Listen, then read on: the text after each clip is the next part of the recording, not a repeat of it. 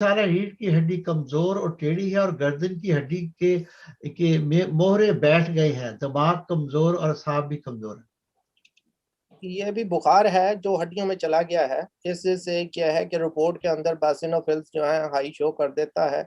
इसका मतलब होता है कि उनको आर्थराइटिस हो गया है। आर्थराइटिस का मतलब होता है कि उनकी किडनी कहीं से लीक हो रही है, या उनके किडनी में जो नेफ्रॉन्स होते हैं पूरी तरह ब्लड नहीं ले रहे, और ब्लड की जो वेसल्स होती हैं वो फट चुकी हैं। तो इसमें बहुत तेजी से उनको कोशिश करनी चाहिए। सिम्फाइटम, फिलिपेंडुला, सालिक्स अल्बा, इस तरह की दवाइयां उनको फौरी तौर पर लेनी चाहिए, जिससे से इनकी हड्डियां मुड़ ना जाए। दूसरा ये होता है कि वो खातून या वो पेशेंट जो है वो दूध, मक्खन और ऑलिव ऑयल ऐसी चीज़ों से बहुत ज़्यादा दूर भागते हैं। अब अगर वो दूर भागेंगे तो विटामिन डी बहुत लो हो जाएगा और उनकी हड्डियां टेढ़ी हो जाएंगी।